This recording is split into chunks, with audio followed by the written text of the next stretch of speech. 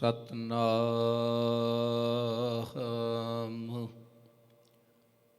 ਵਾਹਿਗੁਰੂ ਸਾਹਿਬ ਜੀ।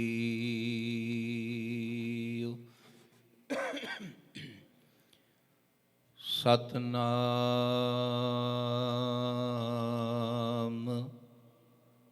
ਵਾਹਿਗੁਰੂ ਸਾਹਿਬ ਜੀ।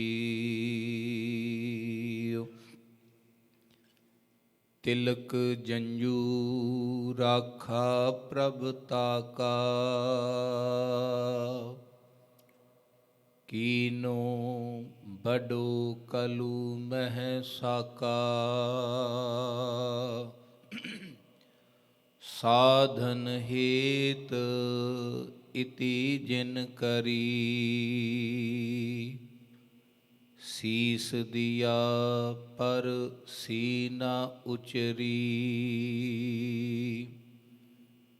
ਧਰਮ ਹੇਤ ਸਾਕਾ ਜਿਨ ਕੀਆ,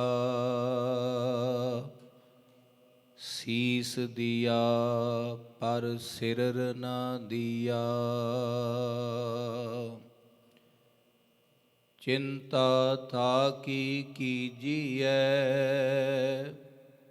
ਜੋ ਅਨਹੋਣੀ ਹੋਏ। ਇਹੋ ਮਾਰਗ ਸੰਸਾਰ ਕੋ, ਨਾਨਕ ਥਿਰ ਨਹੀਂ ਕੋਇ। ਪਰਮ ਸਨਮਾਨਯੋਗ ਸਤਿਗੁਰੂ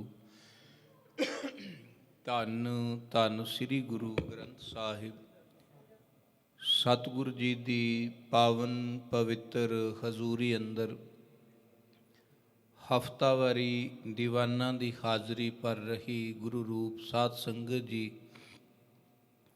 ਧੰਨਤਾ ਯੋਗ ਹਾਂ ਜੋ ਸਤਿਗੁਰੂ ਜੀ ਨੇ ਕਿਰਪਾ ਮਿਹਰਾਮਤ ਕੀਤੀ ਹੈ। ਆਪਣੇ ਚਰਨਾਂ ਵਿੱਚ ਬੈਠਣ ਦਾ ਸੁਭਾਗ ਸਾਨੂੰ ਬਖਸ਼ਿਆ ਹੈ। ਅੱਜ ਦੇ ਇਹ ਹਫ਼ਤਾਵਾਰੀ ਵਿਸ਼ੇਸ਼ ਦੀਵਾਨ ਸਾਹਿਬ ਸਤਿਗੁਰੂ ਧੰਨ ਧੰਨ ਗੁਰੂ ਤੇਗ ਬਹਾਦਰ ਮਹਾਰਾਜ ਦਾਤਾਰ ਜੀ ਦੀ ਜੋ ਲਾਸ਼ਾਨੀ ਸ਼ਹਾਦਤ ਧਰਮ ਰੱਖਿਆ ਵਾਸਤੇ, ਮਨੁੱਖਤਾ ਦੀ ਰੱਖਿਆ ਵਾਸਤੇ ਹੋਈ ਸੀ, ਉਸ ਨੂੰ ਸਮਰਪਿਤ ਕੀਤੇ ਗਏ ਨੇ। ਅੱਜ ਦੇ ਦਿਨ ਸਾਹਿਬ ਸਤਿਗੁਰੂ ਧੰਨ ਗੁਰੂ ਤੇਗ ਬਹਾਦਰ ਮਹਾਰਾਜ ਸੱਚੇ ਪਾਤਸ਼ਾਹ ਜੀ ਨੇ ਦਿੱਲੀ ਦੀ ਧਰਤੀ 'ਤੇ ਜ਼ਾਲਮ ਔਰੰਗੇ ਦੇ ਸਿਰ 'ਤੇ ਆਪਣੇ ਤਨ ਦਾ ਠੀਕਰਾ ਭੰਨ ਕੇ ਇੱਕ ਡੁੱਬਦੇ ਹੋਏ ਧਰਮ ਦੀ ਰੱਖਿਆ ਕਰਕੇ ਬੋਹਿਤ ਦਾ ਖੇਵਟ ਦਾ ਕਾਰਜ ਕੀਤਾ ਸੀ। ਸੋ ਸਤਿਗੁਰੂ ਧੰਨ ਗੁਰੂ ਤੇਗ ਬਹਾਦਰ ਮਹਾਰਾਜ ਸੱਚੇ ਪਾਤਸ਼ਾਹ ਜੀ ਦੇ ਜੀਵਨ ਵਿੱਚੋਂ ਕੁਝ ਕਹਿ ਸੁਣ ਸਕੀਏ। ਪਾਵਨ ਵਿਚਾਰਾਂ ਦੀ ਆਰੰਭਤਾ ਤੋਂ ਪਹਿਲਾਂ ਫਤਿਹ ਦੀ ਸਾਂਝ ਕਰੀਏ। ਪਿਆਰ ਸਹਿਤ ਆਖੋ ਜੀ ਵਾਹਿਗੁਰੂ ਜੀ ਕਾ ਖਾਲਸਾ ਵਾਹਿਗੁਰੂ ਜੀ ਕੀ ਫਤਿਹ। ਸਾਹਿਬ ਸਤਿਗੁਰੂ ਧੰਨ ਗੁਰੂ ਨਾਨਕ ਦੇਵ ਦਾਤਾਰ ਪਿਤਾ ਜੀ ਤੋਂ ਸਿੱਖ ਧਰਮ ਦਾ ਆਗਾਜ਼ ਹੁੰਦਾ ਹੈ। ਸਿੱਖੀ ਦਾ ਅਸੂਲ ਗੁਰੂ ਨਾਨਕ ਦੇਵ ਸੱਚੇ ਪਾਤਸ਼ਾਹ ਦਾਤਾਰ ਪਿਤਾ ਜੀ ਨੇ ਦ੍ਰਿੜ ਕੀਤਾ। ਸਿੱਖੀ ਦੇ ਹਰਫ ਗੁਰੂ ਨਾਨਕ ਦੇਵ ਸੱਚੇ ਪਾਤਸ਼ਾਹ ਜੀ ਨੇ ਲਿਖੇ। ਬਾਕੀ ਗੁਰੂ ਸਾਹਿਬਾਨ ਸੱਚੇ ਪਾਤਸ਼ਾਹ ਜੀ ਨੇ ਉਹਨਾਂ ਸਿਧਾਂਤਾਂ 'ਤੇ ਪਹਿਰਾ ਦਿੱਤਾ, ਲੋਕਾਂ ਨੂੰ ਸੱਚ ਦੇ ਨਾਲ ਜੋੜਿਆ ਅਤੇ ਸੱਚ ਦੇ ਲਈ ਜੇ ਆਪਣਾ ਆਪਾ ਕਟਾਣਾ ਵੀ ਪੈ ਜਾਏ, ਮਿਟਾਣਾ ਵੀ ਪੈ ਜਾਏ, ਅਤੇ ਇਹਦੇ ਤੋਂ ਵੀ ਗੁਰੂ ਸਾਹਿਬ ਸੱਚੇ ਪਾਤਸ਼ਾਹ ਜੀ ਨੇ ਰੰਚਕ ਮਾਤਰ ਕਿਸੇ ਤਰ੍ਹਾਂ ਦੇ ਨਾਲ ਵੀ ਪਿਛਾਂਹ ਨਹੀਂ ਹਟੇ। ਭਾਵੇਂ ਉਹ ਗੁਰੂ ਅਰਜਨ ਦੇਵ ਸੱਚੇ ਪਾਤਸ਼ਾਹ ਜੀ ਦੀ ਸ਼ਹਾਦਤ ਹੋਵੇ ਅਤੇ ਭਾਵੇਂ ਗੁਰੂ ਤੇਗ ਬਹਾਦਰ ਮਹਾਰਾਜ ਸੱਚੇ ਪਾਤਸ਼ਾਹ ਜੀ ਦੀ ਸ਼ਹਾਦਤ ਹੋਵੇ। ਸ਼ਹਾਦਤ ਸਤਿਗੁਰਾਂ ਦੀ ਗੁਰੂ ਤੇਗ ਬਹਾਦਰ ਮਹਾਰਾਜ ਸੱਚੇ ਪਾਤਸ਼ਾਹ ਜੀ ਨੂੰ ਸ਼ਹਾਦਤ ਵਿਰਸੇ ਵਿੱਚੋਂ ਮਿਲੀ, ਕਿਉਂਕਿ ਗੁਰੂ ਅਰਜਨ ਦੇਵ ਸੱਚੇ ਪਾਤਸ਼ਾਹ ਧੰਨ ਗੁਰੂ ਤੇਗ ਬਹਾਦਰ ਮਹਾਰਾਜ ਸੱਚੇ ਪਾਤਸ਼ਾਹ ਜੀ ਦੇ ਦਾਦਾ ਜੀ ਨੇ। ਦਾਦਾ ਜੀ ਤੋਂ ਸ਼ਹਾਦਤ ਵਿਰਸੇ ਵਿੱਚ ਮਿਲੀ।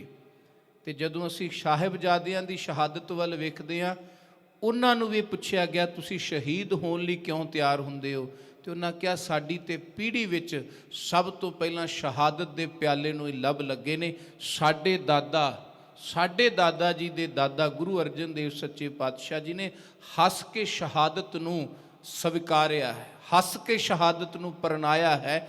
ਇਸ ਕਰਕੇ ਤੁਸੀਂ ਮੌਤ ਦਾ ਡਰ ਸਾਨੂੰ ਨਹੀਂ ਦੇ ਸਕਦੇ। ਜਿਸ ਕਿਸੇ ਦੀ ਪੀੜ੍ਹੀ ਵਿੱਚ ਇੱਕ ਕੰਮ ਲੰਮੇ ਸਮੇਂ ਤੋਂ ਚੱਲਦਾ ਹੋਵੇ ਨਾ, ਤੇ ਉਹ ਬੱਚਿਆਂ ਲਈ ਇੱਕ ਖੇਡ ਬਣ ਜਾਂਦੀ ਹੈ। ਇਸੇ ਤਰ੍ਹਾਂ ਜੇ 7 ਤੇ 9 ਸਾਲ ਦੇ ਬੱਚਿਆਂ ਨੇ ਮੌਤ ਤੋਂ ਭੈ ਭੀਤ ਨਹੀਂ ਹੋਏ, ਤੇ ਉਹਦੇ ਪਿੱਛੇ ਪੀੜ੍ਹੀ ਦੀਆਂ ਕੁਰਬਾਨੀਆਂ ਨੇ। ਮੌਤ ਨੂੰ ਅਣਖਹਿਲੀਆਂ ਕਰਨੀਆਂ, ਮੌਤ ਨੂੰ ਮਜ਼ਾਕ ਕਰਨੇ, ਮੌਤ ਨੂੰ ਹਠਲੇਖੀਆਂ ਕਰਨੀਆਂ, ਇਹ ਗੁਰੂ ਸਾਹਿਬ ਸੱਚੇ ਪਾਤਸ਼ਾਹ ਦਾਤਾਰ ਪੰਚਮ ਪਾਤਸ਼ਾਹ ਜੀ ਦੀ ਸ਼ਹੀਦੀ ਤੋਂ ਪ੍ਰਾਰੰਭ ਹੋਇਆ।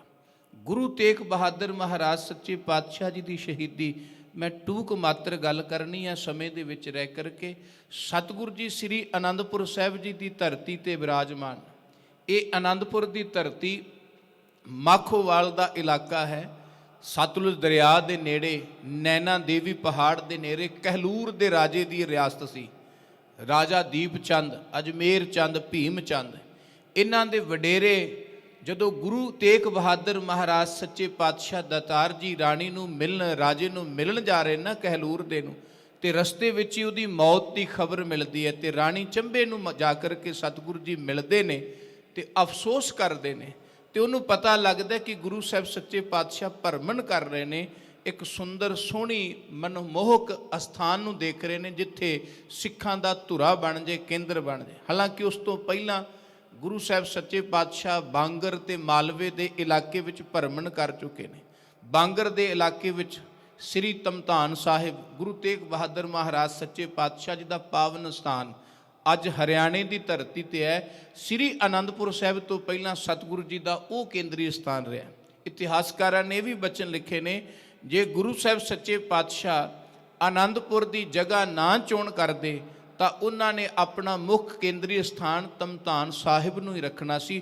ਉਸ ਇਲਾਕੇ ਵਿੱਚ ਸਤਿਗੁਰਾਂ ਨੇ ਬੜਾ ਸਿੱਖੀ ਦਾ, ਗੁਰੂ ਨਾਨਕ ਦੇ ਸਿਧਾਂਤ ਦਾ ਪ੍ਰਚਾਰ ਕੀਤਾ। ਬਾਂਗਰ ਦੇ ਇਲਾਕੇ ਵਿੱਚ ਤੇ ਮਾਲਵੇ ਦੇ ਇਲਾਕੇ ਵਿੱਚ, ਅਸਾਮ ਤੱਕ, ਗੁਹਾਟੀ ਤੱਕ, ਜਿੱਥੇ ਜਿੱਥੇ ਵੀ ਗੁਰੂ ਨਾਨਕ ਦੇਵ ਸੱਚੇ ਪਾਤਸ਼ਾਹ ਜੀ ਭਾਰਤ ਦੇ ਵਿੱਚ ਗਏ, ਗੁਰੂ ਤੇਗ ਬਹਾਦਰ ਮਹਾਰਾਜ ਸੱਚੇ ਪਾਤਸ਼ਾਹ ਦੂਸਰੇ ਗੁਰੂ ਸਾਹਿਬਾਨ ਸਨ ਜਿਹੜੇ ਉਹਨਾਂ ਸਥਾਨਾਂ ਤੇ ਦੁਬਾਰਾ ਗਏ। ਹਾਲਾਂਕਿ ਕੁਝ ਕੁ ਤੇ 6ਵੇਂ ਪਾਤਸ਼ਾਹ ਵੀ ਗਏ, ਪਰ ਗੁਰੂ ਸਾਹਿਬ ਜੀ ਤੋਂ ਜ਼ਿਆਦਾ ਜਿਹੜਾ ਹੈ ਉਹ ਗੁਰੂ ਤੇਗ ਬਹਾਦਰ ਮਹਾਰਾਜ ਸੱਚੇ ਪਾਤਸ਼ਾਹ, ਉਹਨਾਂ ਤੋਂ ਬਾਅਦ ਗੁਰੂ ਸਾਹਿਬ ਸੱਚੇ ਪਾਤਸ਼ਾਹ ਜੀ ਨੇ ਉਹਨਾਂ ਇਲਾਕਿਆਂ ਵਿੱਚ ਜਾ ਕਰਕੇ ਦੁਬਾਰਾ ਜੋ ਸਤਿਗੁਰੂ ਜੀ ਸਿੱਖੀ ਦਾ ਬੀਜ ਉੱਥੇ ਬੀਜ ਆਏ ਸਨ, ਉਹਨਾਂ ਨੂੰ ਆਪਣੀ ਰਹਿਮਤ ਦਾ ਪਾਣੀ ਦੇ ਕਰਕੇ ਬੂਰ ਲਿਆਂਦਾ। ਗੁਰੂ ਸਾਹਿਬ ਸੱਚੇ ਪਾਤਸ਼ਾਹ ਦਾਤਾਰ ਜੀ ਵਿਚਰਦਿਆਂ ਸ੍ਰੀ ਅਨੰਦਪੁਰ ਸਾਹਿਬ ਦੀ ਧਰਤੀ, ਮਾਖੋਵਾਲ ਦੀ ਧਰਤੀ ਸਤਿਗੁਰਾਂ ਨੂੰ ਪਸੰਦ ਆਉਂਦੀ ਹੈ। ਰਾਣੀ ਗੁਰੂ ਸਾਹਿਬ ਸੱਚੇ ਪਾਤਸ਼ਾਹ ਜੀ ਨੂੰ ਕਹਿੰਦੀ, ਮੈਂ ਕੋਈ ਧਨ ਨਹੀਂ ਲੈਣਾ, ਇਹ ਤੁਸੀਂ ਮੇਰੀ ਭੇਟਾ ਸਮਝੋ। ਪਰ ਗੁਰੂ ਸਾਹਿਬ ਸੱਚੇ ਪਾਤਸ਼ਾਹ ਜੀ ਨੇ ਕਿਹਾ, ਨਹੀਂ, ਇਹ ਗੁਰੂ ਨਾਨਕ ਦੇ ਘਰ ਦਾ ਸਿਧਾਂਤ ਹੈ, ਗੁਰੂ ਨਾਨਕ ਦੇ ਘਰ ਦਾ ਇੱਥੇ ਇੱਕ ਕੇਂਦਰ ਬਣਨਾ ਹੈ। ਇਸ ਕਰਕੇ ਅਸੀਂ ਨਹੀਂ ਚਾਹੁੰਦੇ ਵੀ ਕਿਸੇ ਰਾਜੇ ਦੀ ਖੈਰਾਤ ਦੇ ਉੱਤੇ ਗੁਰੂ ਨਾਨਕ ਦਾ ਘਰ ਬਣੇ। ਇਸ ਸੰਗਤਾਂ ਦੀ 10 ਨੋਹਾਂ ਦੀ ਕਿਰਤ ਦੇ ਨਾਲ ਹੀ ਅਸੀਂ ਇਸ ਨੂੰ ਖਰੀਦਣਾ ਹੈ।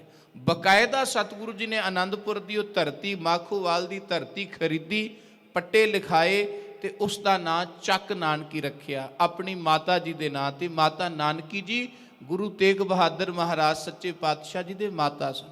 ਇੱਥੇ ਬੜੀ ਛੇਤੀ ਸਤਿਗੁਰੂ ਜੀ ਨੇ ਰੌਣਕਾਂ ਲੱਗੀਆਂ, ਪਟਨੇ ਤੋਂ ਪਰਿਵਾਰ ਬੁਲਵਾ ਲਿਆ।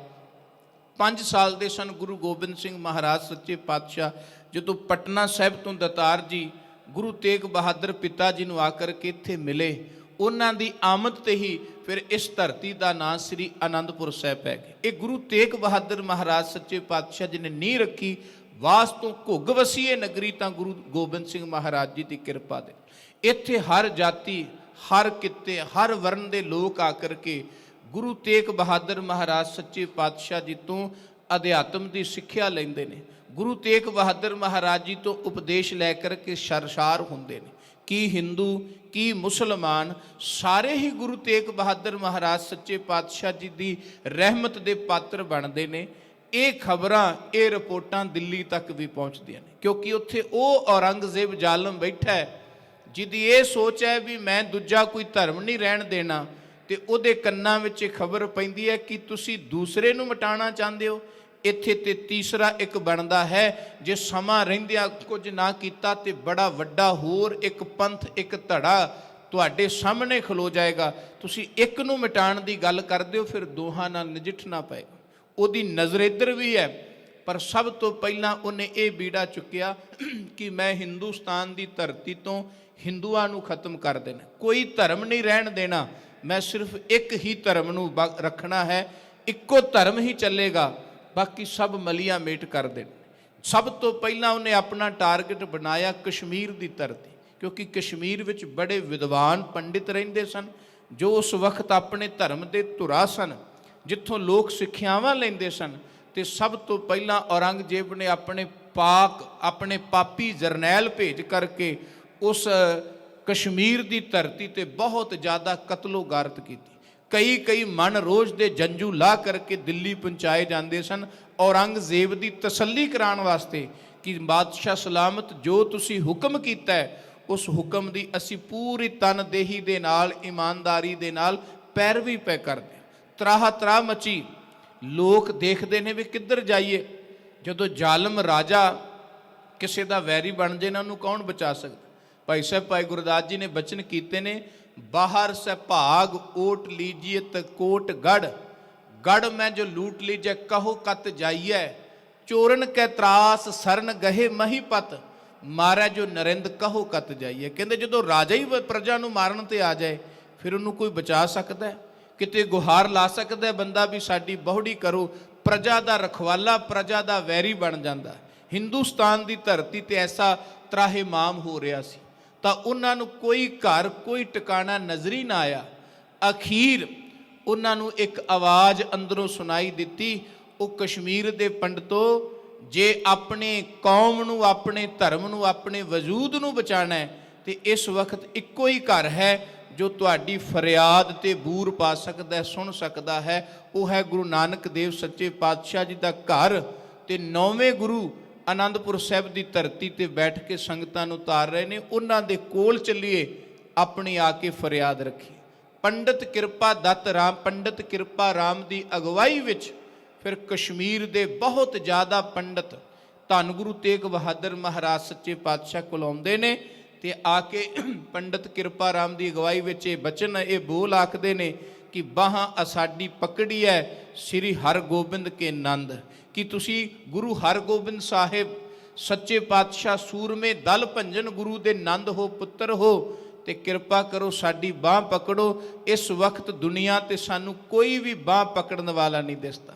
ਤੇ ਵਿਦਵਾਨ ਲਿਖਦੇ ਨੇ ਗੁਰੂ ਸਾਹਿਬ ਸੱਚੇ ਪਾਤਸ਼ਾਹ ਨੇ ਉਹਨਾਂ ਨੂੰ ਧੀਰਜ ਦਿੱਤਾ। ਤੇਗ ਬਹਾਦਰ ਬੋਲਿਆ, ਧਰ ਪਈ ਹੈ ਧਰਮ ਨਾ ਛੋਡੀਐ, ਬਾਹਾਂ ਜਿਨ੍ਹਾਂ ਦੀ ਪਕੜੀ ਹੈ ਸਿਰ ਦੀਜੈ, ਬਾਹ ਨਾ ਛੋਡੀ। ਕਹਿਣ ਲੱਗੇ ਪੰਡਤ ਜੀ, ਜੇ ਗੁਰੂ ਨਾਨਕ ਨੇ ਤੁਹਾਡੀ ਬਾਹ ਪਕੜ ਲਈ ਨਾ, ਫਿਰ ਸਾਡਾ ਸਿਰ ਤੇ ਲੈ ਸਕਦਾ, ਤੁਹਾਡੀ ਬਾਹ ਨਹੀਂ ਛੁੱਟੇਗੀ। ਤੁਸੀਂ ਇਤਮਨਾਨ ਰੱਖੋ, ਆਪਣੀ ਸਾਰੀ ਵਾਰਤਾ ਦੱਸੋ। ਕਿਰਪਾ ਰਾਮ ਪੰਡਤ ਨੇ ਬੜੀ ਅਧੀਨਗੀ ਵਿੱਚ, ਬੜੀ ਨਿਮਰਤਾ ਦੇ ਨਾਲ ਗੁਰੂ ਤੇਗ ਬਹਾਦਰ ਮਹਾਰਾਜ ਸੱਚੇ ਪਾਤਸ਼ਾਹ ਕੀ ਫਰਿਆਦ ਕੀਤੀ ਕਿ ਸਤਿਗੁਰੂ ਜੀ, ਸਾਡੀ ਜਨਮ ਭੋਏ ਹੈ ਤੇ ਇੱਥੇ ਸਾਨੂੰ ਆਪਣੀਆਂ ਮਰਿਆਦਾਂ, ਰਵਾਇਤਾਂ, ਰੀਤਾਂ, ਧਰਮ ਦੇ ਕਰਮ ਕਰਨ ਦੀ ਵੀ ਆਗਿਆ ਨਹੀਂ ਰਹਿ ਗਈ। ਸਾਨੂੰ ਤੇ ਸਾਹ ਲੈਣ ਲੱਗਿਆਂ ਵੀ ਔਰੰਗੇ ਤੋਂ ਪੁੱਛਣਾ ਪੈਂਦਾ, ਅਸੀਂ ਆਪਣੀ ਮਨ ਮਰਜ਼ੀ ਦਾ ਖਾ ਨਹੀਂ ਸਕਦੇ, ਪਾ ਨਹੀਂ ਸਕਦੇ, ਬੋਲ ਨਹੀਂ ਸਕਦੇ। ਇਹੀ ਹੈ ਗੁਲਾਮੀ। ਸਭ ਤੋਂ ਪਹਿਲਾਂ ਗੁਲਾਮ ਕਰਨ ਦੇ ਲਈ ਲੋਕਾਂ ਤੋਂ ਪਹਿਲਾਂ ਉਹਨਾਂ ਦੀ ਬੋਲੀ, ਉਹਨਾਂ ਦਾ ਖਾਣਾ, ਉਹਨਾਂ ਦਾ ਪਹਿਰਾਵਾ, ਉਹਨਾਂ ਦਾ ਸੱਭਿਆਚਾਰ ਮਲੀਆ ਮੇਟ ਕਰ ਦਿੱਤਾ ਜਾਂਦਾ ਹੈ, ਖਤਮ ਕਰ ਦਿੱਤਾ ਜਾਂਦਾ ਹੈ। ਤੇ ਫਿਰ ਉਹ ਕੌਮਾਂ ਆਪਣੇ ਆਪ ਗੁਲਾਮ ਹੋ ਜਾਂਦੀਆਂ ਨੇ। ਕੌਮ ਗੁਲਾਮ ਹੋ ਜਾਏ ਤੇ ਪੱਲੇ ਕੁਝ ਨਹੀਂ ਰਹਿੰਦਾ। ਸਿੱਖ ਇਸ ਗੱਲ ਨੂੰ ਭਲੀ ਭਾਂਤ ਜਾਣਦਾ ਹੈ। ਇਸ ਕਰਕੇ ਗੁਰੂ ਘਰ ਦਾ ਸਿਧਾਂਤ ਹੈ, ਸਤਿਗੁਰੂ ਦਾਤਾਰ ਗੁਰੂ ਗੋਬਿੰਦ ਸਿੰਘ ਮਹਾਰਾਜ ਨੇ ਕਿਹਾ, ਸਿੱਖ ਜਾਂ ਤੇ ਆਜ਼ਾਦ ਰਹੇਗਾ ਜਾਂ ਬਾਗੀ ਰਹੇਗਾ, ਗੁਲਾਮ ਨਹੀਂ ਰਹਿ ਸਕਦਾ। ਕਿਉਂਕਿ ਉਸ ਪੰਛੀ ਵਰਗਾ ਹੈ ਸਿੱਖ, ਉਸ ਜਾਨਵਰ ਸ਼ੇਰ ਵਰਗਾ ਹੈ, ਸਿੰਘ ਵਰਗਾ ਹੈ, ਜਿਹਨੂੰ ਗੁਲਾਮ ਨਹੀਂ ਕੀਤਾ ਜਾ ਸਕਦਾ। ਜਾਂ ਤੇ ਬਾਗੀ ਰਹੇਗਾ ਤੇ ਜਾਂ ਫਿਰ ਆਜ਼ਾਦ ਫਿਦਾ ਦੇ ਵਿੱਚ ਘੁੰਮੇਗਾ। ਇਹ ਗੁਰੂ ਸਾਹਿਬ ਸੱਚੇ ਪਾਤਸ਼ਾਹ ਜੀ ਦੇ ਵੇਲੇ ਤੋਂ ਸਿੱਖਾਂ ਨੇ ਆਜ਼ਾਦੀ ਦੀ ਫਿਜ਼ਾ ਨੂੰ ਮਾਣਿਆ ਸੀ ਤੇ ਕਿਸੇ ਨੂੰ ਗੁਲਾਮ ਉਹ ਕਰਨ ਦੀ ਕਦੀ ਤਬੀਅਤ ਹੀ ਨਹੀਂ ਰੱਖਦੇ। ਗੁਰੂ ਸਾਹਿਬ ਸੱਚੇ ਪਾਤਸ਼ਾਹ ਕੋਲ ਕਿਰਪਾ ਰਾਮ ਜੀ ਨੇ ਫਰਿਆਦ ਕੀਤੀ। ਸਤਿਗੁਰੂ ਦਾਤਾਰ ਨੇ ਬੜੇ ਧੀਰਜ ਦੇ ਨਾਲ ਸਾਰੀ ਵਾਰਤਾ ਸੁਣੀ ਤੇ ਗੁਰੂ ਗੋਬਿੰਦ ਸਿੰਘ ਮਹਾਰਾਜ ਸੱਚੇ ਪਾਤਸ਼ਾਹ ਉਸ ਵਕਤ ਬਾਲ ਉਮਰ 'ਚ ਨੇ, 8 ਸਾਲ ਦੀ ਉਮਰ ਹੈ, ਸਤਿਗੁਰੂ ਦਤਾਰ ਜੀ ਦੇ ਪਾਸ ਬੈਠੇ ਸਾਰੀ ਵਾਰਤਾ ਸੁਣਦੇ ਨੇ। ਸਤਿਗੁਰੂ ਜੀ ਨੇ ਬਚਨ ਸੁਣੇ, ਗੰਭੀਰ ਸਨ ਦਤਾਰ ਜੀ ਤਾਂ ਪਹਿਲਾਂ ਹੀ ਉਹਨਾਂ ਦਾ ਸੁਭਾਅ। ਸਤਿਗੁਰੂ ਗੁਰੂ ਤੇਗ ਬਹਾਦਰ ਥੋੜ੍ਹੇ ਹੋਰ ਗੰਭੀਰ ਹੋਏ। ਗੁਰੂ ਸਾਹਿਬ ਬਾਲ ਗੋਬਿੰਦ ਰਾਏ ਜੀ ਦੇਖਦੇ ਨੇ ਕਿ ਸਤਿਗੁਰੂ ਜੀ ਦੀ ਇਸ 'ਤੇ ਕੀ ਪ੍ਰਤੀਕਿਰਿਆ ਹੋਏਗੀ। ਕੁਝ ਸਮਾਂ ਜਦੋਂ ਸਤਿਗੁਰੂ ਜੀ ਨੇ ਚੁੱਪ ਵੱਟੀ ਰੱਖੀ ਨਾ, ਤੇ ਧੰਨ ਗੁਰੂ ਗੋਬਿੰਦ ਸਿੰਘ ਮਹਾਰਾਜ ਸੱਚੇ ਪਾਤਸ਼ਾਹ ਜੀ ਕਹਿੰਦੇ, ਪਿਤਾ ਜੀ ਇਹਨਾਂ ਦੀ ਮੁਸੀਬਤ, ਇਹਨਾਂ ਦੀ ਮੁਸ਼ਕਲ ਬੜੀ ਵੱਡੀ ਹੈ। ਇੱਕ ਕੌਮ ਦਾ ਘਾਣ ਕਰ ਲਿਆ ਜ਼ਾਲਮ ਬਾਦਸ਼ਾਹ, ਉਹਦੇ ਲਈ ਕੀ ਰਣਨੀਤੀ ਹੋਏਗੀ, ਕਿਵੇਂ ਇਹਨਾਂ ਦੀ ਬੋੜੀ ਹੋ ਸਕਦੀ ਹੈ। ਤੇ ਗੁਰੂ ਸਾਹਿਬ ਸੱਚੇ ਪਾਤਸ਼ਾਹ ਜੀ ਨੇ ਬੜੇ ਧੀਰਜ ਤੇ ਠਰਮੇ ਦੇ ਨਾਲ ਇਹ ਬਚਨ ਕਹੇ, ਬੇਟਾ ਇਹਦੇ ਲਈ ਕਿਸੇ ਮਹਾਨ ਆਤਮਾ ਨੂੰ ਕੁਰਬਾਨੀ ਕਰਨੀ ਪਏਗੀ, ਤਾਂ ਇਹਨਾਂ ਦੇ ਧਰਮ ਦੀ ਬੋੜੀ ਹੋ ਸਕਦੀ ਹੈ। ਤੇ ਗੁਰੂ ਸਾਹਿਬ ਸੱਚੇ ਪਾਤਸ਼ਾਹ ਜੀ ਨੇ ਕਿਹਾ ਸੀ, ਪਿਤਾ ਜੀ ਤੁਹਾਡੇ ਤੋਂ ਮਹਾਨ ਆਤਮਾ ਇਸ ਸੰਸਾਰ ਵਿੱਚ ਹੋਰ ਕੌਣ ਹੋ ਸਕਦਾ। ਮੈਂ ਕਹਿੰਦਾ ਧੰਨ ਗੁਰੂ ਗੋਬਿੰਦ ਸਿੰਘ ਮਹਾਰਾਜ ਸੱਚੇ ਪਾਤਸ਼ਾਹ ਜੀ ਦਾ ਜਿਗਰਾ ਵੇਖੀਏ। ਇਹ ਸਮਾਂ ਉਹਨਾਂ ਦੀਆਂ ਯਾਦਾਂ, ਸ਼ਹਾਦਤਾਂ ਪਰਿਵਾਰ ਦਾ ਵੀ ਹੈ। ਗੁਰੂ ਸਾਹਿਬ ਸੱਚੇ ਪਾਤਸ਼ਾਹ ਜੀ ਨੇ ਕਿਸ ਹਿਰਦੇ ਦੇ ਨਾਲ ਇਹ ਵਚਨ ਕੀਤੇ ਕਿ ਜਦੋਂ ਬਾਪ ਦੀ ਗੋਦੀ ਦੇ ਸੁੱਖ ਨੂੰ ਮਾਨਣ ਦਾ ਵੇਲਾ ਸੀ, ਉਦੋਂ ਬਾਪ ਤੋਰ ਦਿੱਤਾ।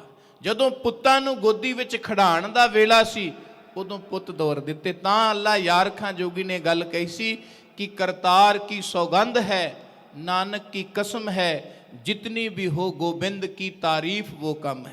हर चंद मेरे हाथ में पुरजोर कलम है, सतगुर के लिखूं वसफ क्या ताबे रकम है। कहते भावें मेरे कोल कलम है, मैं गुरु साहब जी दियां सिफतां लिख रहा, पर दुनिया के लोगों जिन्ना भी मैं भावें लिख दियां थोड़ा है। इस करके गुरु गोबिंद सिंह महाराज सच्चे पातशाह जी का ते सानी कोई नहीं। इंसाफ करे जी में जमाना तो यकीन है, इंसाफ करे जी में जमाना तो यकीन है। कह दे कि गुरु गोबिंद का सानी ही नहीं है। उन्हां दा कोई सानी नहीं दुनिया के अंदर, कोई पैगंबर, कोई अवतार, कोई ऋषि मुनि। गुरु साहब सच्चे पातशाह जी ने अपने बेटा जी तो ये बात सुनी, तो सतगुरु जी थोड़ा मुस्कराए, तो कृपा राम नूं क्या, पंडित जी जाओ दिल्ली के बादशाह नूं ये खबरां पहुँचा दिओ कि जे 9वें पातशाह गुरु तेग बहादुर नूं तू अपनी ईन मनवा लेना, असी सारे हस के मुसलमान बन जाएंगे, अपना धर्म परिवर्तन कर देंगे। एक गुरु तेग बहादुर नूं तू अपनी ईन मनवा ले। ये खबरां पहुंचियां दिल्ली तक। औरंगजेब बड़ा खुश होया, कित्थे सारी कौम नूं कल्ले कल्ले इलाके विच जाके मारना, लताड़ना, डराना ते एक एक नूं मनाना बड़ी औखी गल नहीं सी, कोई बड़ी सौखी वारता सी। गुरु तेग बहादुर महाराज सच्चे पातशाह जी की गिरफ्तारी दियां व्योंतबंदियां हो लगियां, ते इधरों सतगुरु दतार पिता जी आप इतिहासकार कहते भी सब तो गुरदेव पिता महाराज ने आश्चर्य वार्ता की। अज तक ये तो सुनिया सी कि जदों कोई किसी की गिरफ्तारी हुंदी है, किसी नूं पकड़ नहीं जाना है, तो उहदे कोल जाकर के उहदी गिरफ्तारी की जाती, उन्हां नूं पकड़िया जाता है। पर गुरु तेग बहादुर महाराज सच्चे पातशाह दतार जी आप चले अपनी गिरफ्तारी देने वास्ते। श्री आनंदपुर साहब तो निकले, दतार पिता महाराज जी संगतां नूं तारदे हुए। वैसे विद्वानां ने 2 वारी गुरु साहब सच्चे पातशाह जी गिरफ्तारी लिखी हुई है, इस तरफा नहीं जाना। बस सिर्फ यही है कि गुरु साहब सच्चे पातशाह जी आनंदपुर तो निकले, संगतां नूं तारदियां होइयां आगरे की धरती ते धन गुरु तेग बहादुर महाराज सच्चे पातशाह जी की गिरफ्तारी हुंदी है। सतगुर दे नाल बहुत ज़्यादा संगतां ने दिल्ली की धरती, क्योंकि दिल्ली गुरु की नगरी रही है, धन गुरु हरकृष्ण साहब सच्चे पातशाह दतार पिता जी ने उत्थे समा बतीत किया है। गुरु साहब सच्चे पातशाह तो पहला बाबा राम राय जी गए, उस वेले भी सिखां ने उत्थे वसो की है। दिल्ली की धरती ते सिखां दी वसो सी, सिखां दे परिवारां दी वसो सी। इस करके बहुत ज़्यादा संगत दतार पिता महाराज जी दे नाल दिल्ली तक चली। उत्थे दतार पिता महाराज ने हुक्म किया, 2-3 सिख अपने नाल सतगुरां ने गिरफ्तार सतगुरां दे नाल होए, भाई मती दास जी, भाई सती दास जी ते भाई दयाला जी।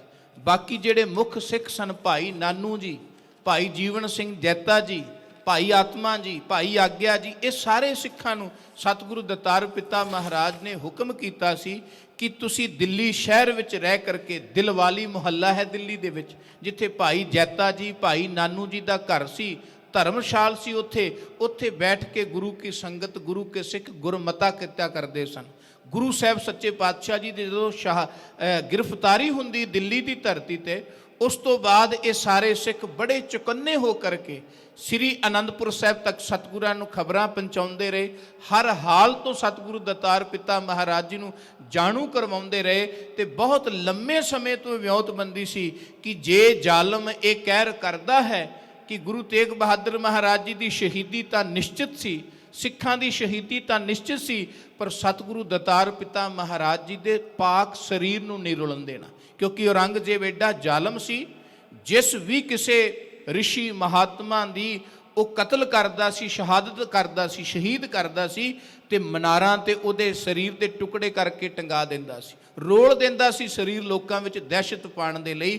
ਤੇ ਉਹ ਗੁਰੂ ਸਾਹਿਬ ਸੱਚੇ ਪਾਤਸ਼ਾਹ ਜੀ ਦੀ ਕਾਇਆ ਸਰੀਰ ਨਾਲ ਵੀ ਉਹ ਕੁਝ ਐਸਾ ਹੀ ਕਰਨਾ ਚਾਹੁੰਦਾ ਸੀ। ਪਰ ਗੁਰੂ ਕੇ ਸਿੱਖ ਬੜੇ ਚੁਕੰਨੇ ਸਨ ਇਸ ਤਰਫਾ।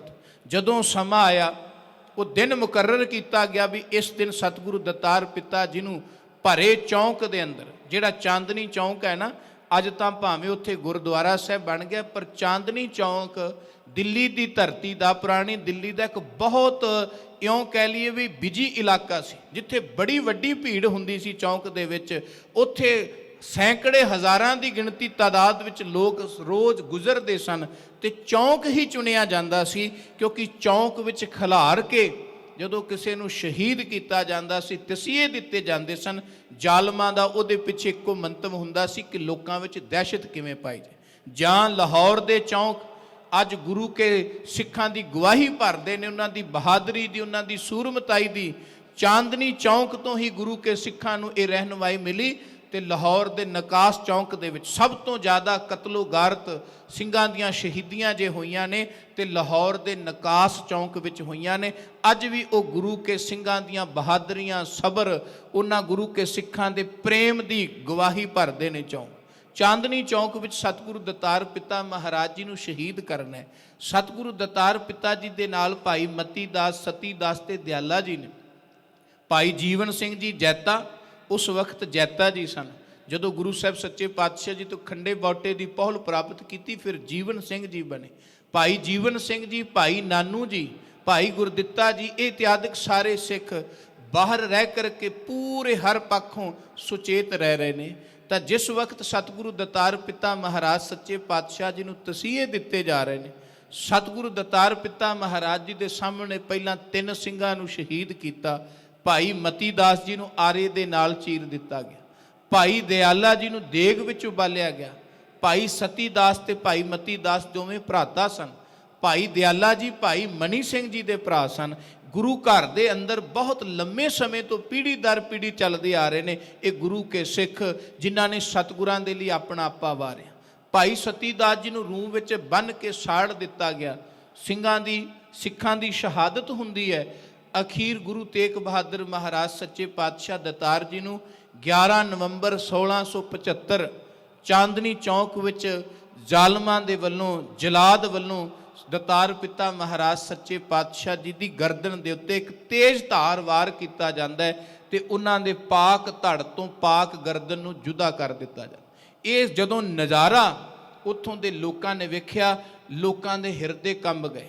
ਕਹਿੰਦੇ ਇੰਨੀ ਮਾਨੋ ਇੰਨਾ ਵੱਡਾ ਕਹਿਰ, ਕਿਸੇ ਤਰ੍ਹਾਂ ਦਾ ਕੋਈ ਜ਼ੁਲਮ ਨਹੀਂ, ਕੋਈ ਗੁਨਾਹ ਨਹੀਂ, ਬਸ ਇਹ 3 ਗੱਲਾਂ ਕੀਤੀਆਂ, ਇਸਲਾਮ ਮੰਨੋ, ਜਾਂ ਕਰਾਮਾਤ ਵਿਖਾਓ, ਜਾਂ ਮਰਨ ਲਈ ਤਿਆਰ ਹੋ ਜਾਓ। ਤੇ ਗੁਰੂ ਸਾਹਿਬ ਸੱਚੇ ਪਾਤਸ਼ਾਹ ਕਰਾਮਾਤ, ਗੁਰੂਦੇਵ ਪਿਤਾ ਮਹਾਰਾਜ ਜੀ ਚੰਗੀ ਤਰ੍ਹਾਂ ਜਾਣਦੇ ਵੀ ਗੁਰੂ ਘਰ ਦੇ ਅੰਦਰ ਕਰਾਮਾਤ ਨੂੰ ਕਿੰਨਾ ਜਰ ਕੇ ਰੱਖਣ ਦੀ ਸਤਿਗੁਰਾਂ ਨੇ ਸੰਦੇਸ਼, ਸਿੱਖੀ ਉਪਦੇਸ਼ ਦਿੱਤਾ ਹੈ। ਜਦੋਂ ਦਤਾਰ ਪਿਤਾ ਮਹਾਰਾਜ ਜੀ ਛੋਟੀ ਉਮਰ 'ਚ ਸਨ, ਜਦੋਂ ਸਤਿਗੁਰਾਂ ਦੀ ਅਸੀਂ ਬਾਣੀ ਪੜ੍ਹਦੇ ਹਾਂ, ਜ਼ਿਆਦਾਤਰ ਮੌਤ ਦੇ ਹਵਾਲੇ ਨੇ। ਜ਼ਿਆਦਾਤਰ ਗੁਰੂ ਸਾਹਿਬ ਜੀ ਨੇ ਇਸ ਸੰਸਾਰ ਦੀ ਨਾਸ਼ਵੰਤਾ 'ਤੇ ਗੱਲ ਕੀਤੀ ਹੈ। ਇਹ ਦਤਾਰ ਪਿਤਾ ਜੀ ਦੀ ਬਾਣੀ 'ਚੋਂ ਸਾਨੂੰ ਝਲਕੇਗਾ, ਭਾਵੇਂ ਅਸੀਂ ਸ਼ਲੋਕ ਪੜ੍ਹ ਲਈਏ। ਸ਼ਲੋਕਾਂ ਵਿੱਚ ਜ਼ਿਆਦਾਤਰ ਗੁਰੂ ਸਾਹਿਬ ਜੀ ਨੇ ਨਾਸ਼ਵੰਤਾ ਦੀ ਗੱਲ ਕੀਤੀ, ਕਿਉਂਕਿ ਸਤਿਗੁਰਾਂ ਨੇ ਆਪ ਆਪਣੇ ਪਿਆਰਿਆਂ ਨੂੰ ਆਪਣੇ ਅੱਖਾਂ ਦੇ ਸਾਹਮਣੇ ਜਾਂਦੇ ਦੇਖਿਆ। ਬਾਬਾ ਗੁਰਦਿੱਤਾ ਜੀ, ਬਾਬਾ ਅਨੀ ਰਾਏ ਜੀ, ਗੁਰੂ ਸਾਹਿਬ ਬਾਬਾ ਅਟਲ ਜੀ, ਬਾਬਾ ਗੁਰਦਿੱਤਾ ਜੀ, ਮਾਤਾ ਦਮੋਦਰੀ ਜੀ, ਉਹਨਾਂ ਦੀ ਭੈਣ ਜੀ, ਸਤਿਗੁਰੂ ਜੀ ਨੇ ਬੜੇ ਆਪਣੇ ਪਿਆਰੇ ਆਪਣੀਆਂ ਅੱਖਾਂ ਦੇ ਸਾਹਮਣੇ ਜਾਂਦੇ ਦੇਖੇ। ਤੇ ਤਾਂ ਇਹ ਵਚਨ ਕਹੇ ਸਨ, ਮਾਧੋ ਦਤਾਰ ਪਿਤਾ ਜੀ ਕਹਿੰਦੇ ਪਤਾ ਨਹੀਂ ਲੱਗਦਾ, ਸਤਿਗੁਰੂ ਦਤਾਰ ਜੀ ਦੀ ਬਾਣੀ ਵਿੱਚ ਅਚਰਜ ਲਖਿਓ ਨਾ ਜਾਏ, ਇੱਕ ਅਸਥਿਰ ਮਨ ਹੈ। ਕਹਿੰਦੇ ਇੱਕ ਤਾਂ ਇਹ ਨਹੀਂ ਪਤਾ ਲੱਗਦਾ ਜਗਤ ਸੰਸਾਰ ਵਿੱਚ ਇੱਕ ਮਿਥਿਆ ਹਨ ਤੇ ਇੱਕ ਕੋਲ ਬੈਠੇ ਹੋਏ ਹਨ, ਇੱਕ ਜਾਂਦੇ ਪਏ ਨੇ, ਇੱਕ ਪਾਸ ਬੈਠੇ ਹਨ। ਇਹ ਅਚਰਜ ਲਖਿਓ ਨਾ ਜਾਈ, ਇਹ ਅਚਰਜ ਨਹੀਂ ਲਖਿਆ ਜਾ ਰਿਹਾ, ਜਾਣਿਆ ਨਹੀਂ ਜਾਂਦਾ ਕਿ ਜਗਤ ਦਾ ਅਸਲੀਅਤ ਵਿੱਚ ਅਸਲੀਅਤ ਕੀ ਹੈ, ਹਕੀਕਤ ਕੀ ਹੈ। ਗੁਰੂ ਸਾਹਿਬ ਸੱਚੇ ਪਾਤਸ਼ਾਹ ਜੀ ਨੇ ਕਰਾਮਾਤ ਬਾਬਤ ਵੀ ਗੁਰੂ ਹਰਗੋਬਿੰਦ ਸਾਹਿਬ ਸੱਚੇ ਪਾਤਸ਼ਾਹ ਜੀ ਦੇ ਉਪਦੇਸ਼ ਨੂੰ ਸੁਣਿਆ। ਜਦੋਂ ਬਾਬਾ ਅਟਲ ਰਾਏ ਜੀ ਆਪਣੇ ਇੱਕ ਸਾਥੀ ਨੂੰ ਹਾਣੀ ਨੂੰ ਜਵਾ ਦਿੰਦੇ ਨਾ, ਤੇ ਸਤਿਗੁਰੂ ਜੀ ਉਹਨਾਂ ਨੂੰ ਤਾੜਨਾ ਕਰ ਦੇਣ, ਤੇ ਬਾਬਾ ਅਟਲ ਰਾਏ ਜੀ ਆਪ ਪ੍ਰਭੂ ਭਾਣੇ ਵਿੱਚ ਸਵੈ ਇੱਛਤ ਆਪਣੇ ਆਪ ਦੇ ਸਰੀਰ ਨੂੰ ਤਿਆਗ ਦਿੰਦੇ ਨੇ। ਉਹ ਗੱਲਾਂ ਗੁਰੂ ਸਾਹਿਬ ਸੱਚੇ ਪਾਤਸ਼ਾਹ ਜੀ ਨੇ ਆਪਣੇ ਬਚਪਨ ਵਿੱਚ ਦੇਖਿਆ। ਇਸ ਕਰਕੇ ਕਿਹਾ ਗੁਰੂ ਘਰ ਵਿੱਚ ਕਰਾਮਾਤ ਕਹਿ ਰਿਹਾ, ਤੇ ਗੁਰੂ ਘਰ ਹਰ ਇੱਕ ਨੂੰ ਜਿਉਣ ਦੀ ਹੱਕ ਦੇਣ ਦੀ ਗਵਾਹੀ ਦਿੰਦਾ ਹੈ ਵੀ ਆਪ ਜੀਓ ਤੇ ਦੂਜਿਆਂ ਨੂੰ ਜਿਉਣ ਦਿਓ। ਇਸ ਕਰਕੇ ਤੁਸੀਂ ਆਪਣੇ ਧਰਮ ਦੀਆਂ ਰਵਾਇਤਾਂ ਮਨਾਓ। ਅਸੀਂ ਆਪਣਿਆਂ ਦੀਆਂ ਮਨਾਉਂਦੇ ਹਾਂ, ਕੋਈ ਆਪਣਿਆਂ ਦੀ ਮਨਾਏ, ਕਿਸੇ ਨੂੰ ਕੋਈ ਮਨਾਈ ਨਹੀਂ। ਕੋਈ ਕੈਸਾ ਵੀ ਧਰਮ ਆਪਣਾ ਲੇ, ਪਰ ਹਾਂ ਸੱਚ ਹੱਕ ਪ੍ਰੀਤ ਦੀ ਗੱਲ ਗੁਰੂ ਸਾਹਿਬ ਸੱਚੇ ਪਾਤਸ਼ਾਹ ਦਤਾਰ ਨੇ ਸਭ ਨੂੰ ਸਾਂਝੇ ਤੌਰ ਤੇ ਦਿੱਤੀ ਹੈ। ਨਾ ਉਹਨਾਂ ਨੇ ਕਰਾਮਾਤ ਵਾਲੀ ਗੱਲ ਮੰਨੀ, ਨਾ ਉਹਨਾਂ ਨੇ ਇਸਲਾਮ ਧਰਮ ਦੀ ਗੱਲ ਮੰਨੀ। ਤਾਂ ਦਤਾਰ ਜੀ ਨੂੰ ਕਹਿਣ ਲੱਗੇ ਫਿਰ ਮੌਤ। ਸਤਿਗੁਰਾਂ ਨੇ ਹੱਸ ਕੇ ਸ਼ਹਾਦਤ ਨੂੰ ਪ੍ਰਵਾਨ ਕੀਤਾ। ਸਿੱਖਾਂ ਦੇ ਅੰਦਰ ਬਹੁਤ ਵੱਡਾ ਰੋਹ ਜਾਗਿਆ। ਦਤਾਰ ਪਿਤਾ ਮਹਾਰਾਜ ਸੱਚੇ ਪਾਤਸ਼ਾਹ ਜੀ ਦਾ ਸਰੀਰ ਤੇ ਧੜ ਉਸ ਦਿਨ ਸਾਰਾ ਦਿਨ ਚਾਂਦਨੀ ਚੌਂਕ ਵਿੱਚ ਰਿਹਾ। ਬਹੁਤ ਕਾਲੀ ਬੋਲੀ ਹਨੇਰੀ ਆਈ। ਉਸ ਤੋਂ ਪਹਿਲਾਂ ਜੋ ਸਿੱਖ ਭਾਈ ਨਾਨੂ ਜੀ, ਭਾਈ ਜੀਵਨ ਸਿੰਘ ਜੈਤਾ ਸੀ, ਇਹ ਸਾਰੇ ਸਿੱਖ ਜਮਨਾ ਪਾਰ ਭਾਈ ਲਖਣ ਸ਼ਾਹ ਵਣਜਾਰੇ ਦਾ ਟਾਂਡਾ ਆ ਕੇ ਰੁਕਿਆ ਹੋਇਆ ਸੀ। ਉਹ ਆਏ ਜੇਲਮ ਤੋਂ ਆਏ ਹੋਏ ਸਨ, ਤੇ ਗੁਰੂ ਘਰ ਦੇ ਉਹ ਵੀ ਬੜੇ ਵੱਡੇ ਅਨਨ ਸਿੱਖ ਸਨ, ਬੜੇ ਵੱਡੇ ਵਪਾਰੀ ਸਨ। ਉਹਨਾਂ ਨੂੰ ਸਾਰੀ ਹਕੀਕਤ ਤੋਂ ਜਾਣੂ ਕਰਵਾਇਆ ਕਿ ਇਸ ਸਮੇਂ ਇਸ ਵੇਲੇ ਸਤਿਗੁਰੂ ਦਤਾਰ ਪਿਤਾ ਮਹਾਰਾਜ ਸੱਚੇ ਪਾਤਸ਼ਾਹ ਜੀ ਦੀ ਸ਼ਹਾਦਤ ਹੋਣੀ ਹੈ, ਤੇ ਤੁਹਾਡੇ ਜਿਹੜੇ ਟਾਂਡੇ ਨੇ ਉਹ ਕਿਲੇ ਦੇ ਵਿੱਚ ਜਾਂਦੇ ਰਹਿੰਦੇ ਨੇ, ਉਸ ਤਰਫਾ ਸ਼ਾਹੀ ਸੜਕਾਂ ਤੇ ਜਾਂਦੇ ਨੇ, ਤੇ ਤੁਸੀਂ ਸਾਡੀ ਮਦਦ ਕਰੋ। ਭਾਈ ਲੱਖੀ ਸ਼ਾਹ ਵਣਜਾਰਾ ਜਿੱਥੇ ਇੱਕ ਸ਼ਾਹੀ ਠੇਕੇਦਾਰ ਸੀ, ਉਸ ਤੋਂ ਪਹਿਲਾਂ ਗੁਰੂ ਘਰ ਦਾ ਇੱਕ ਸਿੱਖ ਸੀ। ਗੁਰੂ ਕੇ ਸਿੱਖੋ, ਇਹ ਵੀ ਸਾਨੂੰ ਸਿੱਖਿਆ ਹੈ ਕਿ ਸਿੱਖ ਧਰਮ ਵੀ ਕਮਾਉਂਦਾ ਹੈ ਤੇ ਸਿੱਖ ਧੰਦਾ ਵੀ ਕਮਾਉਂਦਾ ਹੈ, ਪਰ ਜਿੱਥੇ ਧਰਮ ਤੇ ਗੱਲ ਬਣ ਜਾਏ ਫਿਰ ਸਿੱਖ ਧੰਦੇ ਦੀ ਪਰਵਾਹ ਨਹੀਂ ਕਰਦਾ। ਉਹ ਸਭ ਤੋਂ ਪਹਿਲਾਂ ਧਰਮ ਨੂੰ ਤਰਜੀਹ ਦਿੰਦਾ ਹੈ। ਜਦੋਂ ਇਹ ਸਿੱਖ ਲਈਏ ਕਿ ਸਭ ਤੋਂ ਪਹਿਲਾਂ ਅਸੀਂ ਧਰਮ ਨੂੰ ਤਰਜੀਹ ਦੇਣੀ ਹੈ, ਫਿਰ ਅਸੀਂ ਕਦੀ ਵੀ ਮਾਰ ਨਹੀਂ ਖਾਵਾਂਗੇ। ਪਰ ਜਦੋਂ ਬੰਦਾ ਧਰਮ ਤਿਆਗ ਕੇ ਧੰਦੇ ਨੂੰ ਤਰਜੀਹ ਦੇ ਦਿੰਦਾ ਹੈ, ਫਿਰ ਸਮਝੋ ਉਹ ਧਰਮ ਦੇ ਹੱਥੋਂ ਡਿੱਗਦਾ ਜਾਂਦਾ। ਉਹਦੇ ਧਰਮ ਵਿੱਚ, ਉਹਦੀ ਸ਼ਰਧਾ ਵਿੱਚ, ਉਹਦੀ ਸਿੱਖੀ ਵਿੱਚ ਗਿਰਾਵਟ ਆਉਣੀ ਸ਼ੁਰੂ ਹੋ ਜਾਂਦੀ। ਧੰਦਾ ਮਾੜਾ ਨਹੀਂ, ਕਿਰਤ ਮਾੜੀ ਨਹੀਂ। ਸਿੱਖ ਬੜੇ ਉੱਚੇ ਅਹੁਦਿਆਂ ਤੇ ਰਹੇ, ਜ਼ਾਲਮਾਂ ਦੇ ਵਿੱਚ ਵੀ ਰਹੇ। ਭਾਈ ਸ਼ੁਪੇਗ ਸਿੰਘ, ਭਾਈ ਸ਼ਾਹਬਾਗ ਸਿੰਘ ਸੂਬਾ ਸਰਹੰਦ ਕੋਲ ਉੱਥੇ ਨੌਕਰ ਸਨ, ਉਹਨਾਂ ਦੇ ਪਾਸ ਕੋਤਵਾਲੀ 'ਚ ਸਨ, ਆਪਣਾ ਕੰਮ ਕਰਦੇ ਸਨ, ਸਿੱਖਾਂ ਦੇ ਨਾਲ ਵੀ ਰਾਬਤਾ ਸੀ। ਪਰ ਜਦੋਂ ਦੇਖਿਆ ਕਿ ਨਹੀਂ ਹੁਣ ਇਹ ਨੌਕਰੀ ਇਹ ਸਾਡੇ ਧਰਮ ਵਿੱਚ ਅੜਚਨ ਬਣ ਰਹੀ ਹੈ, ਤੇ ਬੜੀ ਹੱਸ ਕੇ ਉਹਨਾਂ ਨੇ ਉਹ ਚੀਜ਼ ਨੂੰ ਤਲਾਂਜਲੀ ਦੇ ਦਿੱਤੀ। ਕਿਉਂਕਿ ਸਿੱਖ ਦੇ ਲਈ ਗੁਰੂ ਪਹਿਲਾਂ ਹੈ, ਧਰਮ ਪਹਿਲਾਂ ਹੈ, ਧੰਦਾ ਬਾਅਦ ਵਿੱਚੋਂ ਹੈ। ਲੱਖੀ ਸ਼ਾਹ ਵਣਜਾਰਾ ਭਾਵੇਂ ਕਿ ਉਸ ਵਕਤ ਦਾ ਸਭ ਤੋਂ ਵੱਡਾ ਵਣਜਾਰਾ ਸੀ, ਕਈ ਟਾਂਡੇ ਸਨ ਲੱਖੀ ਸ਼ਾਹ ਵਣਜਾਰੇ ਦੇ, ਤੇ ਪਰ ਜਦੋਂ ਵੇਖਿਆ ਵੀ ਧਰਮ ਦੀ ਗੱਲ ਹੈ ਤਾਂ ਉਹਨਾਂ ਨੇ ਕਿਹਾ ਮੈਂ ਆਪਣੀ ਜਿੱਦ ਧੜ ਦੀ ਬਾਜੀ ਲਾ ਦੇ। 8 ਪੁੱਤਰ ਸਨ ਭਾਈ ਲੱਖੀ ਸ਼ਾਹ ਵਣਜਾਰੇ ਦੇ, ਨਗਾਈਆ, ਹੜੀਆ ਇਤਿਆਦਿਕ ਸਾਰੇ ਪੁੱਤਰ ਵੀ ਨਾਲ ਲੱਗੇ। ਗੱਡੇ ਲੈ ਕਰਕੇ ਚੂਨੇ ਦੇ ਭਰੇ ਇਸ ਵਿਉਂਤ ਦੇ ਨਾਲ, ਇਸ ਨੀਤੀ ਦੇ ਨਾਲ ਭਾਈ ਲੱਖੀ ਸ਼ਾਹ ਵਣਜਾਰਾ ਗੱਡੇ ਲੈ ਕਰਕੇ ਚੂਨੇ ਦੇ ਜਦੋਂ ਲਾਲ ਕਿਲੇ ਵੱਲ ਜਾਂਦਾ ਨਾ, ਉਸ ਵਕਤ ਲਾਲ ਕਿਲੇ ਦੀ ਸਾਰੀ ਜਿਹੜੀ ਹੈ ਉਹ ਮੀਨਾਕਾਰੀ ਹੋ ਰਹੀ ਸੀ। ਲਾਲ ਕਿਲਾ ਉਸਾਰਿਆ ਜਾ ਰਿਹਾ ਸੀ, ਜਿਸ ਵਕਤ ਗੁਰੂ ਸਾਹਿਬ ਸੱਚੇ ਪਾਤਸ਼ਾਹ ਦਤਾਰ ਪਿਤਾ ਮਹਾਰਾਜ ਜੀ ਨੂੰ ਸ਼ਹੀਦ ਕੀਤਾ ਗਿਆ। ਉਸ ਵਕਤ ਮੁਗਲ ਆਪਣੀਆਂ ਬਿਲਡਿੰਗਾਂ ਵੀ ਵੱਡੀਆਂ ਵੱਡੀਆਂ ਬਣਵਾ ਰਹੇ ਸਨ, ਤੇ ਲੱਖੀ ਸ਼ਾਹ ਦਾ ਸਾਰਾ ਚੂਨਾ ਜਾਂ ਜੋ ਉੱਥੇ ਲੋੜੀਂਦਾ ਸਮਾਨ ਸੀ ਭਾਈ ਲੱਖੀ ਸ਼ਾਹ ਮੁਹੱਈਆ ਕਰਵਾ ਰਹੇ ਸਨ। ਇੱਕ ਗੱਡੇ ਦੇ ਵਿੱਚ ਭਾਈ ਲੱਖੀ ਸ਼ਾਹ ਜੀ ਨੇ ਬੜੇ ਹੀ ਸਿਆਣਪ ਦੇ ਨਾਲ, ਬੜੀ ਹੀ ਫੁਰਤੀ ਦੇ ਨਾਲ ਉਸ ਹਨੇਰੀ ਦੇ ਅੰਦਰ, ਉਸ ਕਤਲੋ ਗਾਰਤ ਤੋਂ ਬਾਅਦ ਸਤਿਗੁਰਾਂ ਦੇ ਧੜ ਨੂੰ ਬੜੇ ਸਤਿਕਾਰ ਦੇ ਨਾਲ ਆਪਣੇ ਗੱਡੇ ਵਿੱਚ ਰੱਖਿਆ। ਉਸੇ ਸਮੇਂ ਭਾਈ ਜੀਵਨ ਸਿੰਘ ਜੈਤਾ ਜੀ ਨੇ ਗੁਰੂ ਸਾਹਿਬ ਸੱਚੇ ਪਾਤਸ਼ਾਹ ਜੀ ਦੇ ਸੀਸ ਨੂੰ ਰੁਮਾਲਾ ਸਾਹਿਬ ਵਿੱਚ ਲਪੇਟਿਆ ਤੇ ਭਾਈ ਨਾਨੂ ਜੀ ਦੇ ਘਰ ਆ ਗਏ। ਇੱਥੇ ਕੁਝ ਸਮਾਂ ਬੈਠ ਕੇ ਨੀਤੀ ਬਣਾਈ, ਛੇਤੀ ਤੋਂ ਛੇਤੀ ਭਾਈ ਜੀਵਨ ਸਿੰਘ ਜੀ ਜੈਤਾ ਦਿੱਲੀ ਨੂੰ ਛੱਡਣਾ ਚਾਹੁੰਦੇ ਨੇ ਤੇ ਨੀਤੀ ਇਹ ਬਣਾਈ, 2 ਸਿੱਖ ਨਾਲ ਨੇ, ਭਾਈ ਨਾਨੂ ਤੇ ਭਾਈ ਆਗਿਆ ਜੀ। ਉਹ ਅੱਗੇ ਪਿੱਛੇ ਚੱਲਦੇ ਨੇ ਕਿ ਰਾਹ ਵਿੱਚ ਕਿਸੇ ਤਰ੍ਹਾਂ ਦੀ ਕੋਈ ਦਿੱਕਤ ਬਣੇ ਤੇ ਇਹਨਾਂ ਨੂੰ ਸੁਚੇਤ ਕਰ ਦਿੱਤਾ ਜਾਏ। ਸ਼ਾਹੀ ਸੜਕ ਤੋਂ ਹਟ ਕੇ ਭਾਈ ਜੈਤਾ ਸੀ ਦਿਨ ਰਾਤ ਇੱਕ ਕਰਕੇ, ਨਾ ਖਾਣ ਦਾ ਫਿਕਰ ਨਾ ਸੌਣ ਦਾ ਫਿਕਰ, ਰਾਹ ਵਿੱਚ ਪੜਾਅ ਕਰਦੇ ਹੋਏ।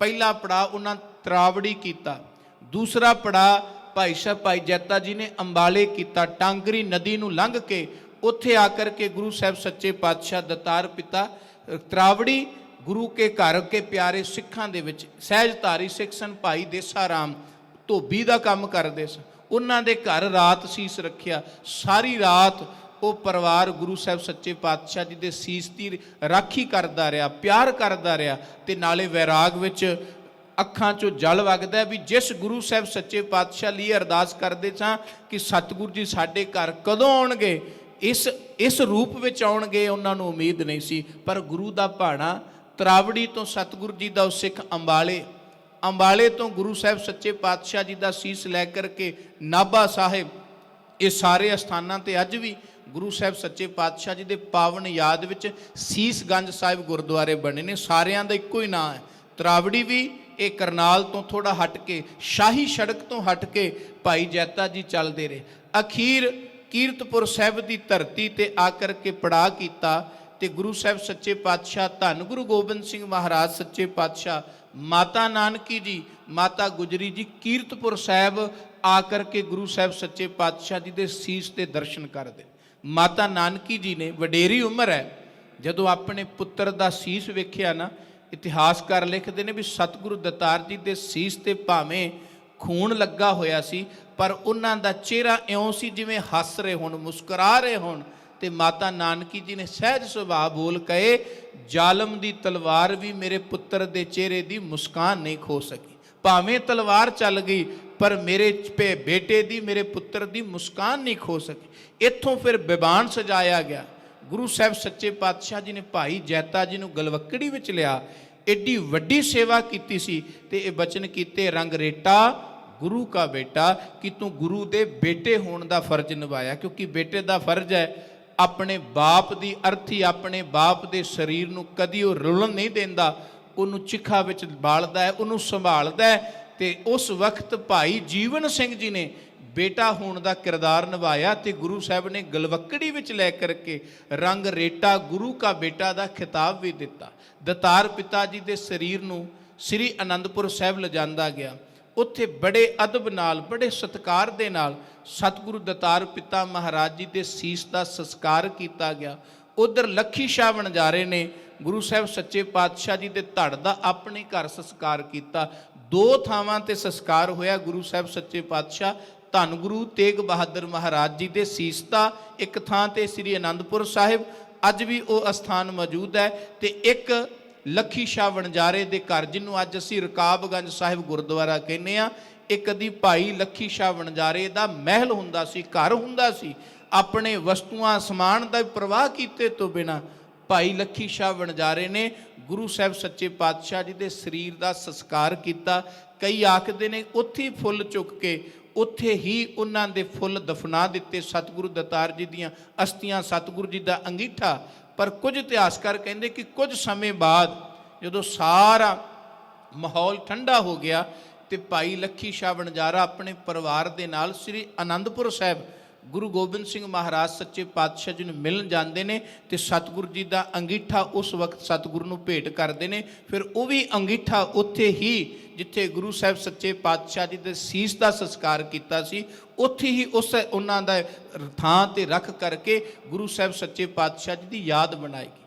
ਧੰਨ ਗੁਰੂ ਗੋਬਿੰਦ ਸਿੰਘ ਮਹਾਰਾਜ ਅਨੰਦਪੁਰ ਛੱਡਣ ਲੱਗਿਆਂ ਕੋਈ ਵੀ ਗੱਲ ਦਾ ਫਿਕਰ ਨਹੀਂ ਕੀਤਾ, ਬਸ ਇੱਕ ਗੱਲ ਦਾ ਫਿਕਰ ਕੀਤਾ ਵੀ ਜਿੱਥੇ ਗੁਰੂ ਸਾਹਿਬ ਜੀ ਦੇ ਸੀਸ ਦਾ ਸੰਸਕਾਰ ਹੋਇਆ ਸੀ ਨਾ, ਇੱਕ ਸਿੱਖ ਨੂੰ ਆਵਾਜ਼ ਮਾਰੀ, ਉਦਾਸੀ ਸਿੱਖ ਸੀ ਭਾਈ ਗੁਰਬਖਸ਼, ਉਹਨੂੰ ਕਿਹਾ ਗਿਆ ਸੀ ਅਨੰਦਪੁਰ ਛੱਡ ਕੇ ਚੱਲੇ ਆ ਤੇ ਤੁਸੀਂ ਪਿਤਾ ਗੁਰੂ ਸਾਹਿਬ ਜੀ ਦੇ ਪਾਵਨ ਅਸਥਾਨ ਤੇ ਸਦਾ ਹੀ ਦੀਵਾ ਜਗਦਾ ਰੱਖਣਾ। ਇਹ ਭਾਈ ਗੁਰਬਖਸ਼ ਉਦਾਸੀ ਆਨੰਦਪੁਰ ਤਿਆਗਣ ਤੋਂ ਬਾਅਦ ਸਤਿਗੁਰਾਂ ਦੇ ਉੱਥੇ ਗੁਰੂ ਸਾਹਿਬ ਸੱਚੇ ਪਾਤਸ਼ਾਹ ਜੀ ਦੇ ਅਸਥਾਨ ਤੇ ਸਦਾ ਹੀ ਦੀਵਾ ਜਗਾਉਂਦੇ ਰਹੇ। ਇਹ ਸਤਿਗੁਰੂ ਦਤਾਰ ਪਿਤਾ ਮਹਾਰਾਜ ਨੇ ਹੁਕਮ ਕੀਤਾ ਸੀ।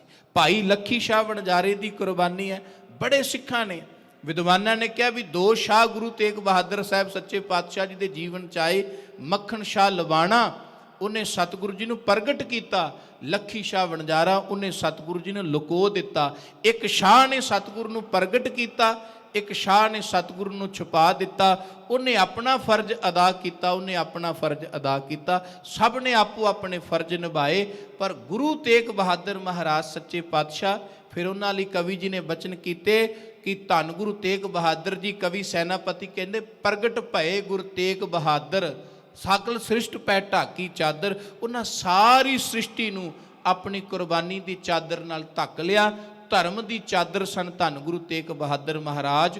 ਉਹਨਾਂ ਦੀ ਕੁਰਬਾਨੀ ਕਰਕੇ ਹੀ ਫਿਰ ਔਰੰਗਜ਼ੇਬ ਦੁਬਾਰਾ ਦਿੱਲੀ ਵਿੱਚ ਸੁੱਖ ਦੀ ਨੀਂਦ ਨਹੀਂ ਸੌਂ ਸਕਿਆ, ਕਿਉਂਕਿ ਗੁਰੂ ਸਾਹਿਬ ਨੇ ਕਿਹਾ ਠੀਕਰ ਫੋਰ ਦਲੀਸ ਸਿਰ ਪ੍ਰਭਪੁਰ ਕੀਆ ਪਿਆਨ, ਤੇਗ ਬਹਾਦਰ ਸੀ ਕਿਰਿਆ ਕਰੀ ਨਾ ਕਿਨਹੂ ਆਨ। ਉਹੋ ਜੀ ਕਿਰਿਆ ਕੋਈ ਕਰ ਸਕਦਾ ਹੈ? ਦੂਜਿਆਂ ਲਈ ਆਪਾ ਵਾਰ ਦੇਣਾ। ਤੇਗ ਬਹਾਦਰ ਕੇ ਚਲਤ ਭਇਓ ਸਗਤ ਜਗਤ ਕੋ ਸੋਗ, ਹੈ ਸਭ ਜਗ ਭਇਓ ਜੈ ਜੈ ਜੈ ਸੁਰਲੋਕ। ਮਾਨੋ ਜਗਤ ਦੇ ਲੋਕ ਹਾਹਾਕਾਰ ਕਰਦੇ ਨੇ, ਪਰ ਅਰਸ਼ੀ ਦੇਵਤੇ ਜੈ ਜੈਕਾਰ ਕਰਦੇ ਨੇ। ਧੰਨ ਗੁਰੂ ਤੇਗ ਬਹਾਦਰ, ਧੰਨ ਗੁਰੂ ਤੇਗ ਬਹਾਦਰ ਜਿਨ੍ਹਾਂ ਧਰਮ ਦੀ ਰੱਖਿਆ ਕੀਤੀ, ਦੂਜਿਆਂ ਦੀ ਰੱਖਿਆ ਕੀਤੀ। ਐਸੇ ਗੁਰੂ ਤੇਗ ਬਹਾਦਰ ਦਾ ਜਸ ਤਾਂ ਮਾਨੋ ਦੇਵਤਿਆਂ ਨੇ ਵੀ ਗਾਇਆ। ਐਸੇ ਮਹਾਨ ਸਤਿਗੁਰੂ ਜੀ ਦੀ ਕੁਰਬਾਨੀ ਦਾ ਨਤੀਜਾ ਸੀ ਕਿ ਉਹਨਾਂ ਦੇ ਲਾਲ, ਉਹਨਾਂ ਦੇ ਸਾਹਿਬਜ਼ਾਦੇ, ਉਹਨਾਂ ਦੇ ਪੋਤਰੇ, ਉਹਨਾਂ ਦੇ ਸਿੰਘ ਹੱਸ ਕੇ ਕੁਰਬਾਨੀਆਂ ਕਰਦੇ ਰਹੇ, ਕਿਉਂਕਿ ਉਹਨਾਂ ਨੂੰ ਗੁਰੂ ਤੇਗ ਬਹਾਦਰ ਜੀ ਦੀ ਕੁਰਬਾਨੀ ਦਿਸਦੀ ਸੀ, ਉਹਨਾਂ ਨੂੰ ਗੁਰੂ ਅਰਜਨ ਦੇਵ ਸੱਚੇ ਪਾਤਸ਼ਾਹ ਜੀ ਦੀ ਕੁਰਬਾਨੀ ਦਿਸਦੀ ਸੀ। ਜਦੋਂ ਕਿਸੇ ਮਹਾਨ ਆਤਮਾ ਦੀ ਕੁਰਬਾਨੀ ਹੁੰਦੀ ਹੈ ਤੇ ਉਦੋਂ ਬਾਅਦ ਪਲਟਾ ਜ਼ਰੂਰ ਆਉਂਦਾ ਹੈ। ਸਿੱਖ ਕੌਮ ਨੂੰ ਆਪਣੇ ਪੁਰਖਿਆਂ ਤੇ ਆਪਣੇ ਗੁਰੂ ਸਾਹਿਬਾਨਾਂ ਤੇ ਮਾਣ ਹੋਣਾ ਚਾਹੀਦਾ ਹੈ ਕਿ ਸਤਿਗੁਰਾਂ ਨੇ ਸਿਰਫ ਸੰਦੇਸ਼ ਨਹੀਂ ਦਿੱਤੇ, ਇਕੱਲੇ ਉਪਦੇਸ਼ ਨਹੀਂ ਘੜੇ, ਆਪ ਉਸ ਉਪਦੇਸ਼ਾਂ ਤੇ ਆਪਣਾ ਜੀਵਨ ਤੋਰ ਕੇ ਦੱਸਿਆ ਕਿ ਸਿੱਖਾ ਜ਼ਿੰਦਗੀ ਇਉਂ ਨਹੀਂ ਇਉਂ ਜੀਣੀ ਹੈ। ਐਸੇ ਦੀਨ ਦਿਆਲ ਸਤਿਗੁਰੂ ਧੰਨ ਗੁਰੂ ਤੇਗ ਬਹਾਦਰ ਮਹਾਰਾਜ ਜੀ ਦੀ ਸ਼ਹਾਦਤ ਨੂੰ ਕੋਟ ਕੋਟ ਪ੍ਰਮਾਣ ਹੈ, ਕੋਟ ਕੋਟ ਨਮਨ ਹੈ, ਜਿਨ੍ਹਾਂ ਦੂਜਿਆਂ ਨੂੰ ਵੀ ਆਪਣੀ ਗਲਵੱਕੜੀ ਵਿੱਚ ਲੈ ਕਰਕੇ ਪਿਆਰ ਦਾ ਸਬਕ ਪੜ੍ਹਾਇਆ। ਸਿੱਖ ਦਾ ਫਰਜ਼ ਬਣਦਾ ਹੈ ਨਫ਼ਰਤ, ਈਰਖਾ, ਦੁਵੈਖ, ਨਿੰਦਿਆ ਛੱਡ ਕੇ ਹਰ ਇੱਕ ਨੂੰ ਆਪਣੀ ਗਲਵੱਕੜੀ ਵਿੱਚ ਲੈਣਾ, ਤੇ ਜਿੱਥੇ ਕੋਈ ਜ਼ਾਲਮ ਹੈ ਉਹਦੇ ਜ਼ੁਲਮ ਨਾਲ ਨਫ਼ਰਤ ਕਰਕੇ ਉਹਦੇ ਜ਼ੁਲਮ ਨੂੰ ਠੱਲ ਪਾਣੀ ਹੈ। ਨਫ਼ਰਤ ਤਾਂ ਸਿੱਖ ਜ਼ਾਲਮ ਨਾਲ ਵੀ ਨਹੀਂ ਕਰਦਾ। ਇਹਨਾਂ ਸਤਿਗੁਰੂ ਨੂੰ ਪਿਆਰ ਸਿਖਾਇਆ। ਗੁਰੂ ਕਿਰਪਾ ਕਰੇ ਸਾਨੂੰ ਆਪਣੇ ਦਰੋਂ ਕਰੋ ਨਾਮਦਾਨ, ਗੁਰਸਿੱਖੀ ਜੀਵਨ ਬਖਸ਼ ਕੇ ਨਿਵਾਸ ਦੇਣ ਜੀ। ਇੰਨੀਆਂ ਬੇਨਤੀਆਂ ਪ੍ਰਵਾਨ ਵਿਚਾਰਾਂ ਕਰਦਿਆਂ ਬੇਅੰਤ ਭੁੱਲਾਂ ਹੋ ਜਾਂਦੀਆਂ ਨੇ। ਆਪ ਸੰਗਤ ਕਿਰਪਾਲੂ ਸਤਿਗੁਰੂ ਬਖਸ਼ਣਯੋਗ ਨੇ, ਬਖਸ਼ ਲੈਣਗੇ ਜੀ। ਆਓ ਹੁਣ ਸਤਿਕਾਰਯੋਗ ਸਕੱਤਰ ਸਾਹਿਬ ਤੋਂ ਅਗਲਾ ਪ੍ਰੋਗਰਾਮ ਸਰਵਣ ਕਰੀਏ। ਭੁੱਲਾਂ ਚੁੱਕਾਂ ਦੀ ਖਿਮਾ। ਵਾਹਿਗੁਰੂ ਜੀ ਕਾ ਖਾਲਸਾ, ਵਾਹਿਗੁਰੂ ਜੀ ਕੀ ਫਤਿਹ।